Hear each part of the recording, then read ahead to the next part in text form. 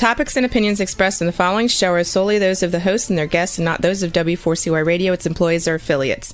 We make no recommendations or endorsements for radio show programs, services, or products mentioned on air or on our web. No liability, explicit or implied, shall be extended to W4CY Radio or its employees or affiliates. Any questions or comments should be directed to those show hosts. Thank you for choosing W4CY Radio.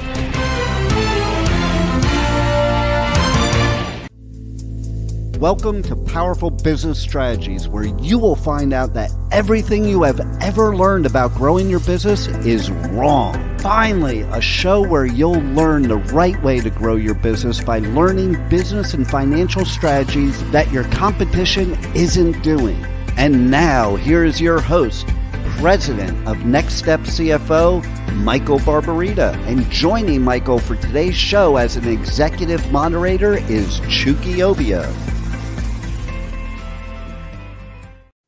Yes, this is Chucky, and I believe that gratitude is undefeated and growth is about the next step. So it is an honor for me to moderate today's discussion with my good friend, Michael. Yes. Michael, how are you? Fantastic, Chucky. My name is Michael Barbarita, President of Next Step CFO.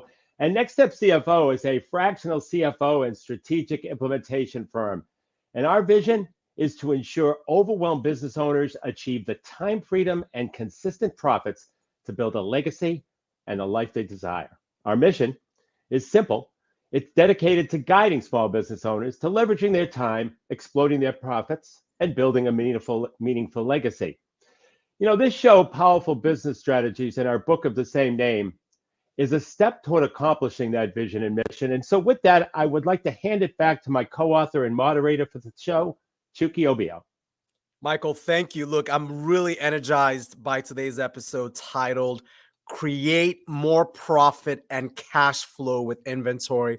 Just a quick disclaimer before we activate all the insights locked into today's show. So look, Michael and I are both affiliated with a number of different organizations, and I currently serve as the managing director of business development for Vetterprice, a global business-focused law firm. In addition to that, I collaborate strategically with Michael to moderate a number of business roundtables, really coast to coast, and we document powerful business strategies from those roundtables. In fact, that's the name of the book, Powerful Business Strategies, and the name of the show. But the views expressed in today's show are our personal views based on personal success stories. But my mission as the fearless moderator is to ask the right questions to help you, the listener, learn the best strategies that the competition isn't doing. Michael, yes, back to you. Well, Chucky, we have a very special guest on the show today, Ciara Stockeland. Yeah, that's right. Yeah. And Ciara, who is an inventory genius, helps businesses use their inventory to create more profit and keep more cash. Now, personally, I find this fascinating because I've been talking about over the last couple of shows how business owners in retail, manufacturing, and distribution need to manage their inventory better to solve cash flow problems. But I haven't really offered enough solutions when a business owner is over inventory. So I'd like to welcome in Ciara Stockeland. Hey, how are you guys? How you doing, Ciara? I'm so excited. So away, we really are.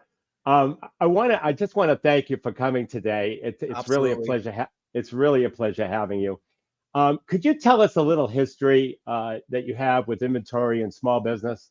Yeah, absolutely. So I started my first business when I was 13. I was born and raised in North Dakota, where it was freezing cold for much of the year. I now live in Nashville, but came from an entrepreneurial background. My dad and my grandpa both owned small business, so it was only natural for me to be solving problems and selling things.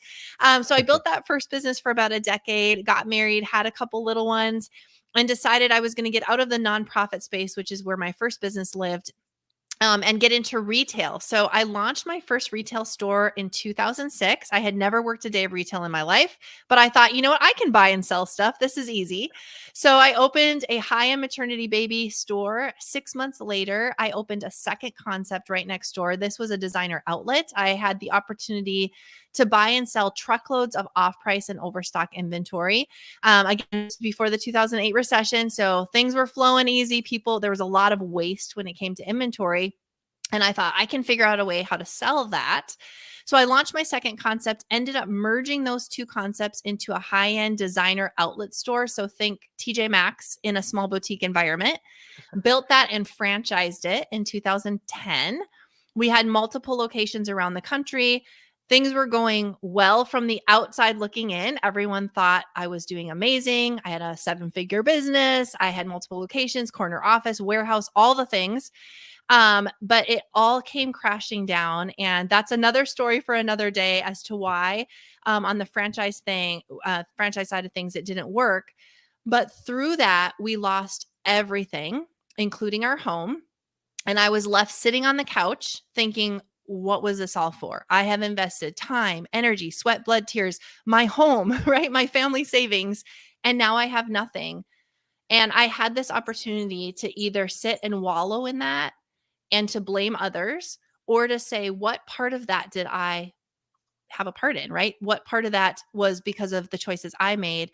And thankfully, I chose the latter and decided I'm going to figure out what I did wrong and I'm going to build again, but I'm going to do it differently this time. And one of the things that I noticed as I reviewed my story and looked in the review mirror was that I had been so focused on top line revenue and never focused on profit.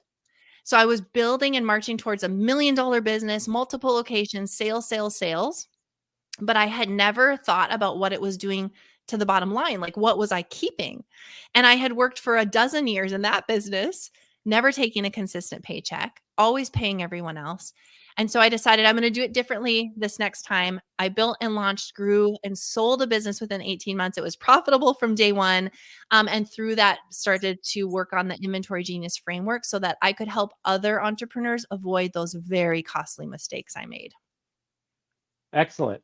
And I've got to tell you, that is incredibly inspirational. You lost your house. My God. Yeah. You can't get much lower than that. You can't. That's pretty low. That's pretty low. I can't figure out a way to get much lower than that. Chucky, do you have a question for Ciara? Now, I want to pick up on what you said, Michael, about how inspirational Ciara, the story that you just shared with us is, and even just the reflections on the impact of small business owners in your life. Like, I'm just so intrigued by that. So here's a question.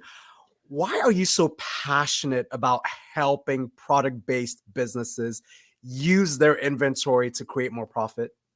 Yeah, I think it's because I know that they can succeed and I know what it feels like to feel hopeless. So before we lost everything, like I said, it looked amazing from the outside looking in.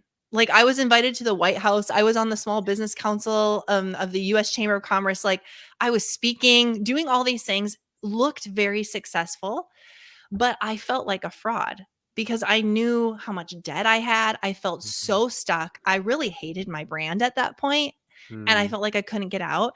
And I know that there are hundreds and thousands of entrepreneurs that are listening today that feel that way, that people are like, oh my goodness, you are doing so great. Look at your business. And they smile and nod, and then they think, but I'm not. Like, what are the missing pieces? And so I'm so passionate about this, Chucky, because I know that if they just had those missing pieces in their puzzle, we could turn things around. And I've seen it, and I've helped so many entrepreneurs do it. And so I just want to get that message out whenever and however I can. Just as a follow-up to that, when you lost everything, was it due to a mismanagement of inventory? It was at least partially due to that? Yeah. So what's interesting is, and I talk about this in my book, Inventory Genius, I sold franchises to potential franchisees who became my franchisees to grow because I was focused on top line revenue, but I wasn't focused on that profit like we talked about. And so the choices that I made in selling was based off of money coming in, right? More sales. And so when I sold franchises to franchisees that were probably not the best fit and I didn't make the wisest choices, that eventually came to bite me in the butt, because now you have contracts with a lot of people who maybe you shouldn't have contracts with, right? So what happened in my business was there was a lot of fraud on the franchisees' part, things that went on that I didn't know about because I wasn't partnered with the right people. But I did that to make sales because I thought that was most important, right? So because I didn't understand what profit did and that was most important, I was never focused on bottom line results. And that's directly tied to inventory. We were an inventory business. And so I just wanted to buy and sell lots of things instead of looking at, okay, maybe I don't sell 3 more franchises. Maybe I work on building more margin, and my top line might not look as glamorous or exciting, but boy, oh boy, does that bottom line look good. And then I can make wise choices because I'm not constantly chasing the dollar. Does that make sense? Absolutely. That's interesting. Yeah. And what's the number one thing you think inventory-based businesses miss when it comes to scaling profitability? They do not focus on margin. They do not focus on margin. I was just listening to Mark Cuban actually talk yesterday. I was listening to a kind of a masterclass he did, and I just loved it because he kept bringing it back to the margin. And, we hear about margin and markup, which are not the same thing, by the way. Right. Like, Right. oh my goodness, I mark, I'll ask a new prospective client, tell me about your margin. Oh, well, I mark everything up 3 times. That is not your Yeah. margin. That is Yeah. what you mark it up, but you have sales, you have discounts, you have waste, all of those things. So I would say the number one thing is they don't focus on the difference between what I sell it for and what I bought it for, including shipping and those other included costs. Here's what I have left. Let me give you an example. I just got an email from a banking company. They're offering me a capital loan, right? I don't need this, but they offer money left and right, right? So click on this button. You don't even have to really do anything. We'll just drop it in your account. Here's the fee. We'll take it out of your top line revenue every single day till it's paid off. So someone that's in dire straits financially, this is great. I can finally make my payroll. So they sign up for this loan. Okay. And then what it does is it takes money out of their top line right away. Let's say they have a 40% margin. That's what they're running on. And now 20% of their top line revenue is going back to pay back this loan. Now you have 20% to pay and fund all of your operating expense and service any other debt. You cannot get ahead doing that. And I think that's what inventory-based businesses miss. The margin is your secret weapon. It is your key, but it will also destroy you if you are not watching it very closely. Yeah, and as a follow-up to that, I can't tell you how many people I've helped where they got involved in those specific loans, those horrific 30% interest loans, they pay weekly, they have to pay back daily in some cases. Daily. And it's daily cash payback. flow. Yeah. Oh my God, it is a killer. And you know what I found out? I found out that the average number of times that a business owner has to go back into those loans is 8 to 16 times. So because they can't make it, guess what? They have to borrow again. And guess what? They go to the same source. Yes. And it's deeper and deeper. And it's deeper and deeper and deeper. Yeah, it is really unbelievable problem. One of the follow-up is that focus on margin. Yeah. And do you look at other benchmark when you're looking at a company? Do you look at benchmarks and how they measure their gross profit margin measures up to the benchmark, or is it something you don't look at because you just try to strive for the highest ever anyway? Yeah, I mean, we do a little benchmarking. I always say, here's a couple benchmarks I give to a new client, because we all want, like, give me the steady ground. Like, just tell me where to go, right? So I say, okay, we're going to focus on at least a 60% gross margin and at least a 20% net profit. Now, most of the time we want more, right? But at least it gives, and they're never close to that when we start working together. So that gives them something to push towards. Because a lot of people, like, they'll come in with a brick and mortar store, Michael, and they'll be running on a 40% gross margin. I'm like, oh my God, you cannot. You're going out of business every day. Right. So those are kind of some benchmarks I give them. But then with my framework, what we really work on is, what is your true cost of doing business? I remember the first time I had this light bulb moment, and this was very far into, the retail. So I was still running the franchise concept. I finally found someone that helped me understand the numbers after many years in business. And he said, Ciara, just because you buy something for $5 and sell it for $10 doesn't mean you have $5 left. Like you have to pay to turn the lights on, pay to open the door, pay for insurance, all these things. And so in my framework, I help clients look at like, what is your true operating expense? Then we go up and say, okay, what's your sales goal? What's your running margin now? Then we scroll to the bottom. What does that leave you with? Can that service your debt? Yes or no? Then we go back to the drawing board and we start to pull all these levers that help them understand where their margin actually has to be. Interesting. Yeah. Okay. Excellent. That's great. Yeah, really intriguing. It's fascinating, some of what you're saying. And by the way, Ciara, as you can tell, we're taking some notes here. And a number of business owners, I would imagine, are really inspired by what you're saying. In fact, motivated. But let's also be honest. There's some skeptics listening. Yeah. And there's some folks where they'll say, look, I mean, this doesn't really apply to my business, right? So here's a question for you. Tell us what you think about the profit first mindset. And if you think it's a good fit for inventory-based businesses and why. Yeah, I love this question because we all love to latch onto something new and exciting, a quick fix, right? Yeah. So Profit First is a cash management system. Like that's what all it is. It's just telling your cash where to go. It's basically an envelope system. So we think Dave Ramsey, what he did for people, Profit First does for businesses, right? The missing link, and I was Profit First certified. I'm no longer in the running certification because it's like an ongoing license. I don't have my license anymore, but I was certified. So I know the back end of it. What was missing was anything related to inventory. So when I read the book, I'm like, this is great, but we're talking about mats and subs. And I'm sorry, inventory-based businesses don't have mats and subs like a service-based business. So what happens with the inventory? This is our lifeblood. So when I worked with clients on Profit First, I always had them start by creating an inventory account. And they literally would take their cost of goods I always have them do it weekly because baby steps, super simple, small amounts, right? So look at your previous week's cost of goods, move the literal cost of goods over to your inventory account, and we start to build an inventory account. So you're self-financing your inventory. You're essentially creating your own line of credit. And this is going to take a while for them to catch up, right? Because we have a lot of things that we're fixing. I love Profit First in that it helps people focus on, number one, if you're in business, pay yourself, because why work for free? I love that. I love that it helps them focus on numbers. Like, stop putting your head in the sand and pretending it doesn't matter. It truly does. But I think like with any system, you have to make it work for you.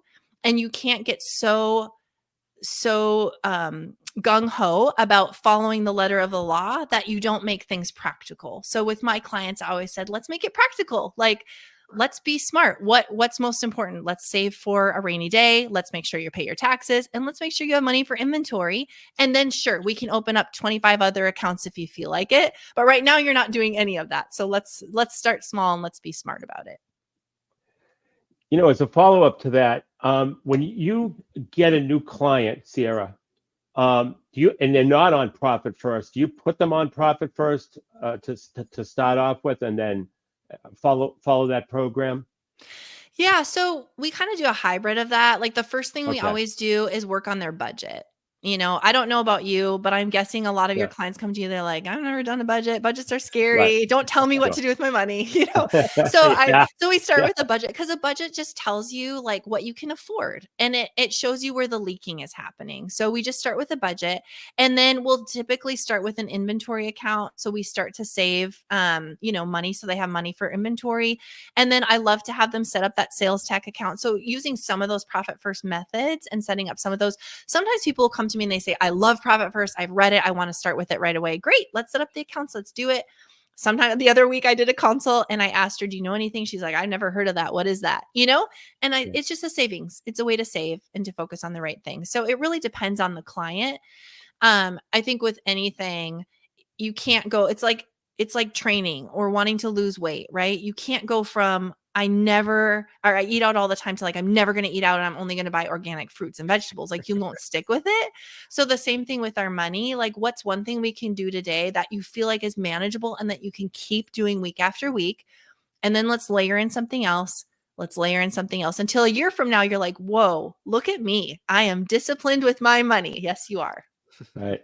Yeah. Excellent. Excellent. And if also, Ciara, could you share a success story of one of your clients and tell us why that happened, why that Yeah. success happened? Yeah. So I had a client, love this story. She came to me, had a thriving business. So proof of concept, she had the sales, completely overwhelmed with what she thought was an inventory issue. This is always interesting too, what people think their problem is. So she said, "You're an inventory genius. I read your book. I need you to help me with my inventory." Okay, sounds great. So let's take a look. So we dig into financials. I said, "Actually, what you have is a spending problem. Like you have margin, you have sales. We're just spending all that money like crazy." So we worked on just slowing everything down. We built a budget and we lived the budget. I said, "You may not spend money unless you tell me first." Right. And so it's almost like asking permission, because when you say it out loud, well, do I really want to tell Ciara I want to sign up for another XYZ? Probably not. So I just won't do it. Right. So we slowed everything down. We slowed, like she was giving out bonuses. She was giving out all this, money left and right. Slowed it down. Then we went back and we said, okay, now let's look at margin because we can always improve. So we got smarter with her inventory, tighter with her inventory. We worked together. She had a lot of debt. So let's figure out how to smartly and wisely pay that off, because you also want to make sure you're keeping cash. Like you don't want to go so aggressive with debt that you completely wreck your cash flow either. In under a year, we paid off over $500,000 in debt. We brought her to a profitable place and she's like moving and grooving. So to me, that is like wildly successful, right? Like she knows how to create a budget. She knows how to stick to it. She knows how to say no. Because a lot of times, like for me in my business, I was making a lot of money.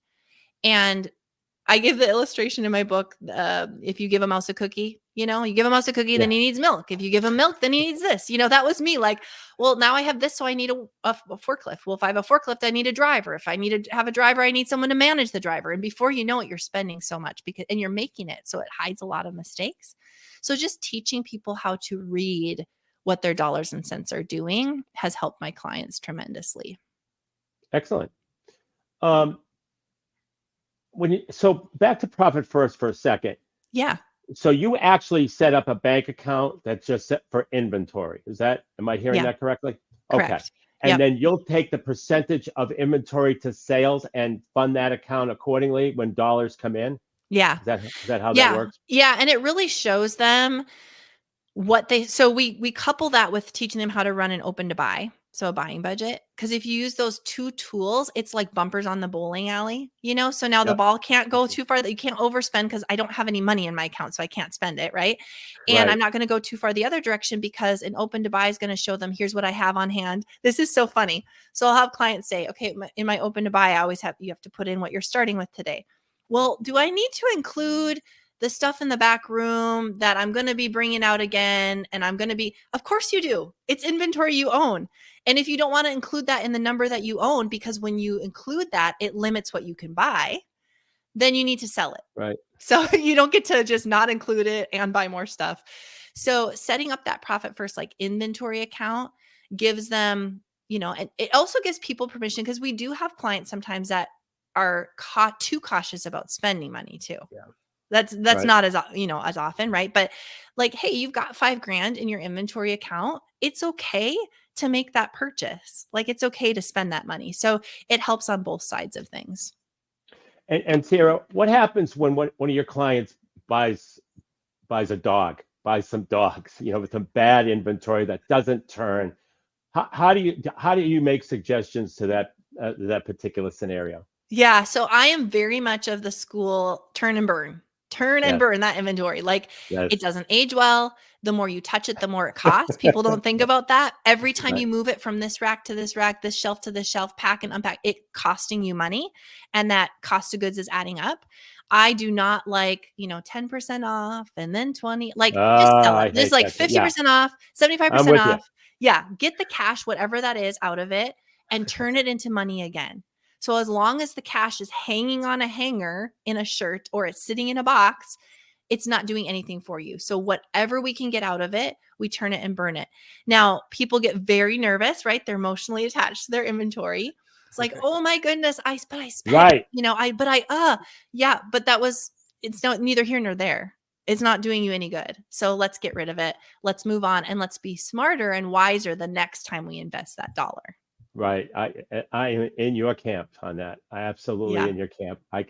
I've seen too many times where inventory turns into relics and Yes. antiques and all that, and of course the value is diminishing by the minute It is.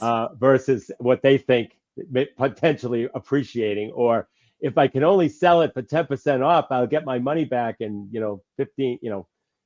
Oh, it's just terrible. But Yeah. anyway, Yeah. that's really terrific. So Ciara, how do people get a hold of you and Yes. learn more about you, learn more about your company, Yeah. your I think the podcast? yeah, the best place to go would be just my website, ciarastockeland.com. There's a quiz there that they can take. So we just ask some questions about their inventory, their numbers, what's really keeping them up at night, and that'll help direct them to really good resources that they can use based on their business.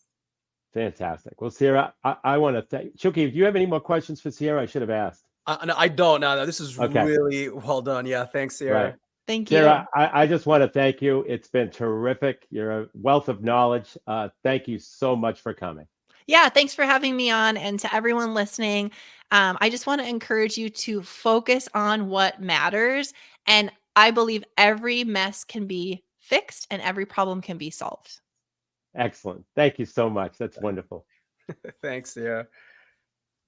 So, Chucky, one of the things I'm finding with clients is that in general, and this has happened in the last, I want to say, I don't know, 30 days or so, that demand is slowing. I am getting more and more calls with all of a sudden business is slowing, demand is slowing, people aren't spending at the same enthusiastic clip that they were spending at.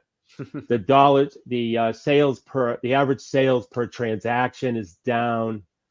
And like I said, more and more calls of new clients as well as existing clients.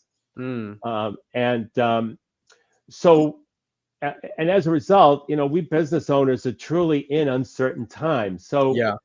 what I'd like to do today is take a few minutes and talk about how we business owners can prepare for uncertain times. So how do we business owners prepare for uncertain times? Business, it's actually terrifying. It's terrifying because we're responsible for so many other people's lives. And the scariest thing about business is that when we wake up in the morning, we really never know what to expect. Me too. I'm the same way. But today, our objective is to give you some ideas for discussion. We want to present financial and business strategies that your competition isn't doing, and by virtue of that, will help you thrive in uncertain times, reducing the terror and uncertainty of business. But know this, you can never really be ready for uncertain times, but you can be prepared. And our job as business owners is to be prepared to adapt. This means to be flexible to change. And many are resistant to change and therefore don't adapt. And that's why so few thrive in uncertain times. Yes.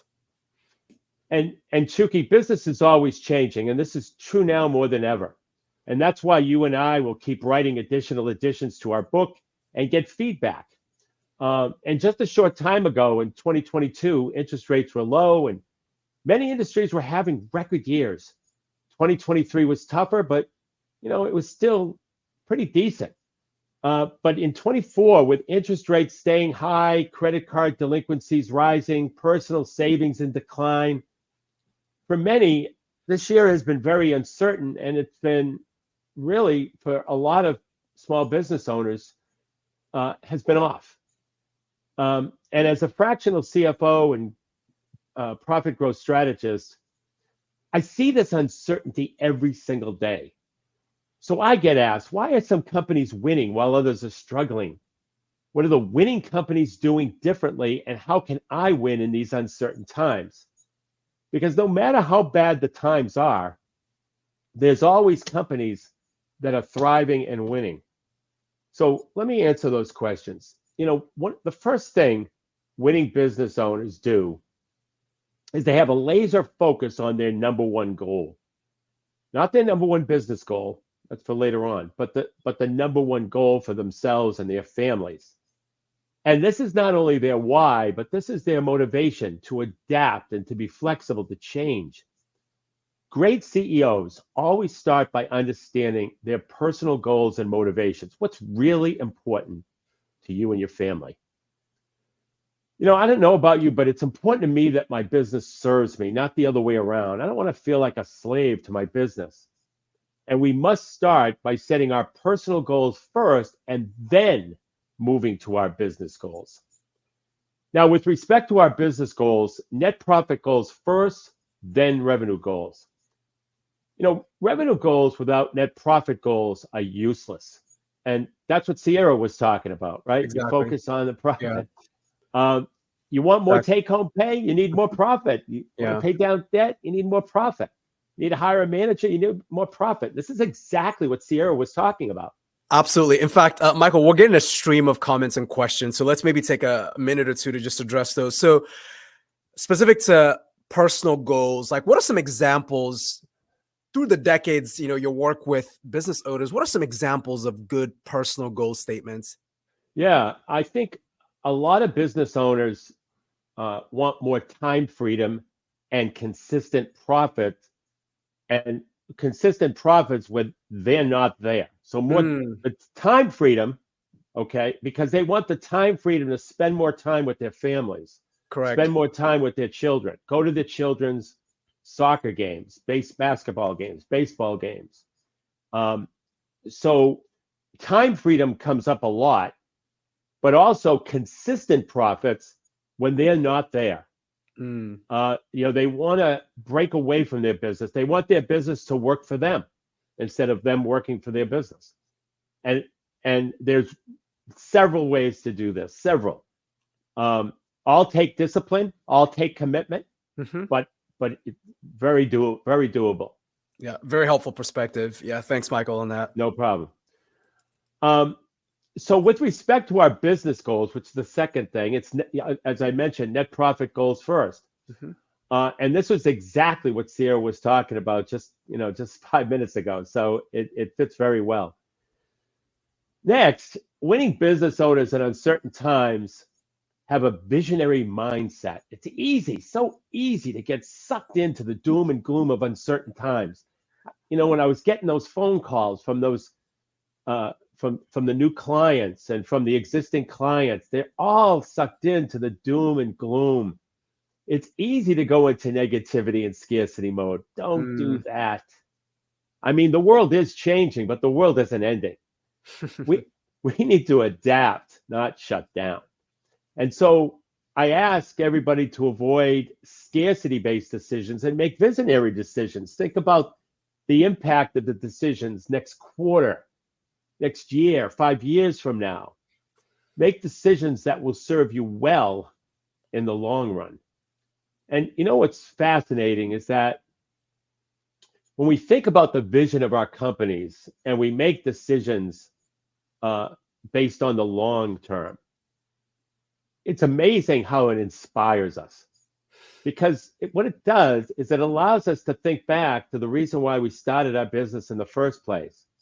What our vision was then, what our mission was then. And when we make decisions based on that, it really makes us feel a whole lot better and inspires us.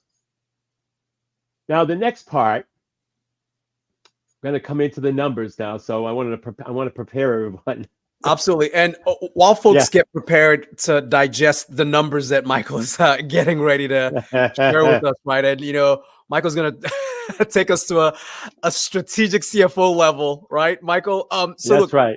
A couple of questions, and let's get to the heart of this, right? And I think some folks would benefit from your perspectives here. So having and adopting a visionary mindset when you're dealing with the pressures of employees have to get paid, vendors have to get paid, things are really, really stressful.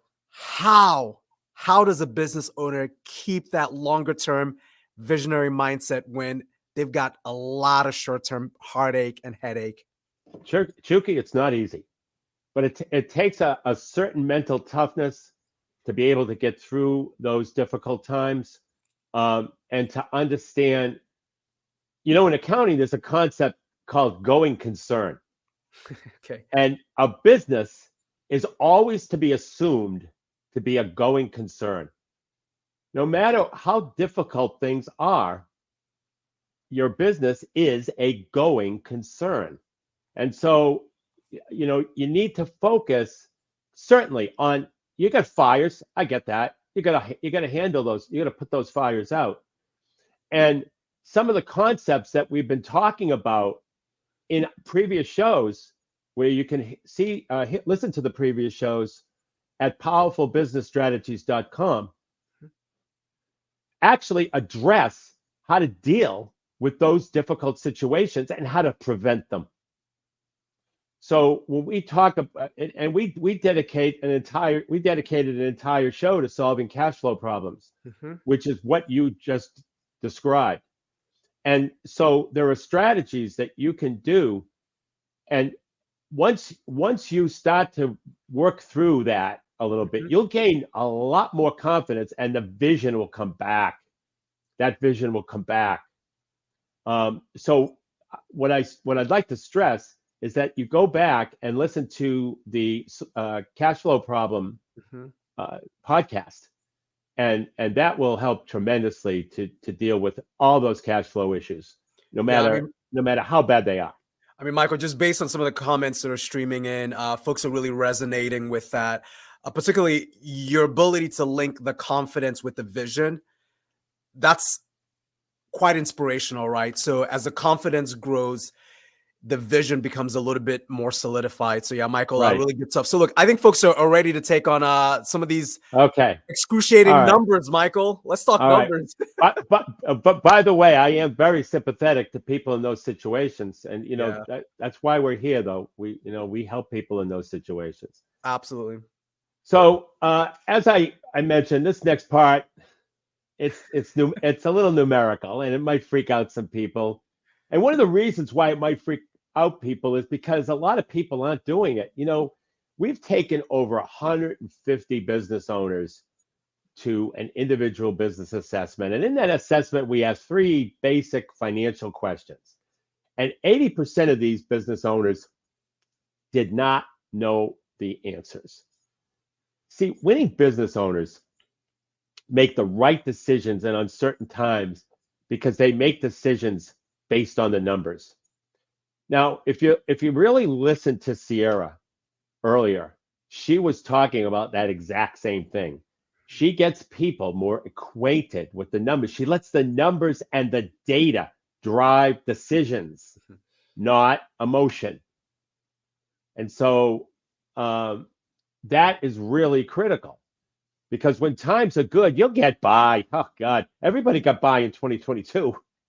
Not looking at the numbers, it's not effective, but you'll get by like you did in 2022. But to win in uncertain times, you must make decisions based on the numbers. Now, you might ask, what numbers? Well, I've been able to essentially, now not completely, but I've been able to nail down 80% of your decisions that you make in your business can be narrowed down to just 5 numbers to look at. If you know these 5 numbers, you can make 80% of your decisions. You can make those good decisions based on the numbers and the data. And those 5 areas, those 5 numbers, is you have to know what your sales are, you have to know what your gross profit is, you have to know what your gross profit percent is. This is what Ciara was talking about when she was talking about gross margin.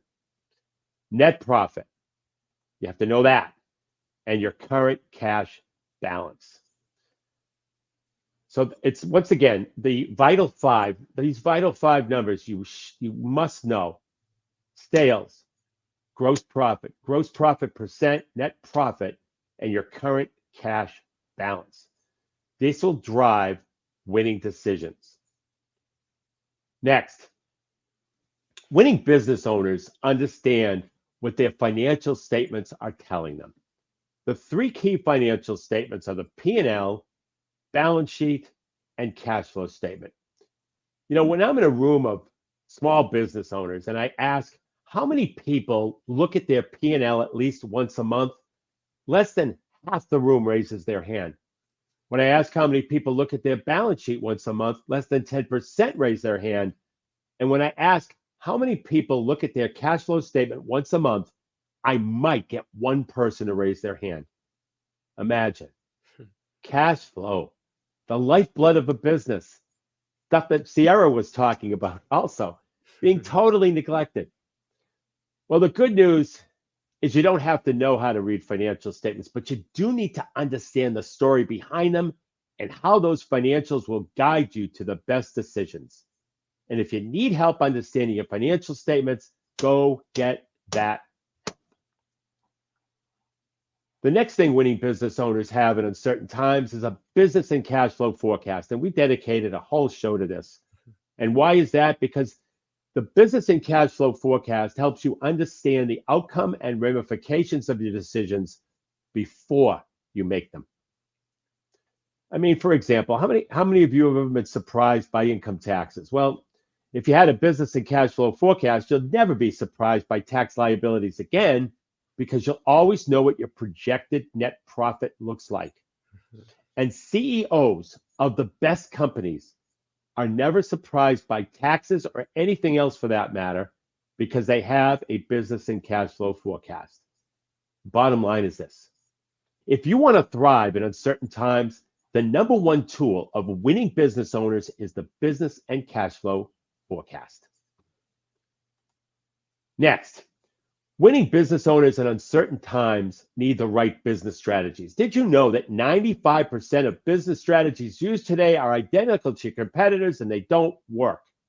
And that's why we say everything you've ever known or learned about business is wrong. Your strategic plan should be made up of strategies that your competition isn't doing. Every business should have a position of market dominance, which is what we discussed in a previous show, a compelling offer, what we discussed in a previous show, and joint venture partnerships that are working, just to name 3 of several strategies available to you. And Chucky will go into more detail, or we will go into more detail on these as our show continues on every Monday at noon Eastern time. Absolutely. And just so you know, the position of market dominance and compelling offer are previous shows that you could listen to, and they're very, very insightful. And you can find them at powerfulbusinessstrategies.com. And the general mindset of business owners at uncertain times is to cut everything. You just can't cut your way to success. We have a formula for cutting expenses. You cut the expense if the expense doesn't help you acquire a customer, if the expense doesn't help you retain a customer, if the expense doesn't increase the long-term value of a customer, and if the expense doesn't help deliver your product or service to a customer. And after you apply those rules to expenses, look for investments in the 3 A's: assets that produce revenue, amazing people to help you scale, and automation to leverage time. Success in uncertain times is not defined by those who spend less. It's defined by those who spend smarter. And Ciara was talking about that as well earlier today. Today, we're all facing the call to adapt and to make decisions based on the numbers. Those who do will make business a lot less terrifying. Those who do will achieve their number one personal goal. Those who do will thrive in uncertain times. Did you know that there are more millionaires and billionaires minted in uncertain times than any other time period in history? The only question is, are you prepared to be the next one? Chucky, I think we have time for compliments. Yes, we do. Yes, we do. And Michael, by the way, before we jump into compliments, I took some notes on this preparation for uncertain times. And I think the insights that you shared are so powerful. Give us a sense, if there was a headline that a business owner could walk away with, just one headline as it relates to dealing with and managing through uncertain times, what would be that one takeaway or one headline, Michael? We need to adapt and to be flexible to change. I love that. Adapt and be flexible to change. And as Michael and I always say, if there are questions that come up, if you need help, go get that help. So look, very excited about our business compliments segment. So we have 5 business owners that we want to spotlight and compliment in today's show. And as always, these business owners represent businesses coast to coast. So there's true national representation here, West Coast, East Coast, Midwest, and beyond. So the first business owners, Jennifer McKenzie with Organized Synergy, do incredible work. I mean, they've got this mission to empower and equip nonprofit leaders with the tools and the support and the resources to optimize their operations and really fulfill their potential. As we know, there are a number of nonprofits that are doing just incredible work, and Jennifer and her team through Organized Synergy really helped to drive that. The second business owner is Alicia Crin, and she and the team are with, I love the name of his business, by the way, Michael, Inbound Gold USA. Particularly, I mean, coming off the Olympics, right? I mean, we collected as a country a lot of gold medals in the Olympics. So, Alicia and her team do a really good work. Part of their mission statement is to help you as a small business owner and your team make your CRM, so effectively the way that you manage contacts and data, to make it much more efficient with the use of AI. So kudos to Alicia and the team there. The third business owner is David Kirsten with Wide Angle Media. The team there, they are video marketing strategists. And a lot of what Michael and I talk about is just how to take your message and drive your message to your target audience. We've done this in past shows, for example, through the conversion formula that we've discussed. So David and team help to really drive video-based video marketing messages. The fourth business owner is Taibu Berry, and they are a really intriguing business. The business is called My Little Beehive LLC. And suffice it to say, I think if anyone has just a minute or two, just check out mylittlebeehive.com. I think you might be pleasantly surprised at some of the work that they do there. And then the last business owners that we'll highlight today is Whitney O'Brien with Whitney O'Brien Photography. Part of why we wanted to really spotlight Whitney and team is just the surgical and strategic approach that they take to helping you tell your story through photography, your value story through photography. Michael, these are the business owners that we wanted to spotlight. We have a series of other business owners that we'll spotlight next episode, but I'll swing it back over to you, Michael. Thank you, Chucky. Yeah, I wanted to once again say that at the website powerfulbusinessstrategies.com, you'll be able to listen to all of our podcasts that we've done, all the radio shows that we've done, including things like the position of market dominance, compelling offers, and then the conversion formula, which Chucky talked about. We also had a show about business and cash flow forecasting and strategic partnerships, and so many strategies. If you go back and go to powerfulbusinessstrategies.com. And to get a copy of the book, Powerful Business Strategies, simply go to our website, www.nextstepcfo.net. It's totally complimentary. And until next Monday at noon Eastern Time, for Chucky Obio, my name is Michael Barbarita. And remember, yes. I'm going to do one thing a little bit unconventional because this particular business owner kept sending some comments. So they deserve a spotlight. So Yanis Kavelis in the comments says, you'd love this question, Michael. How do you find the perfect profile to being a part of your team? Well, it depends what skill set that they bring to the table. But I think a certain level of if you notice a certain level of enthusiasm, I hope you notice that the level of enthusiasm that we have for doing this show and for this show especially Chucky, not as much me, but especially Chucky. It's debatable, Mike. He's very enthusiastic.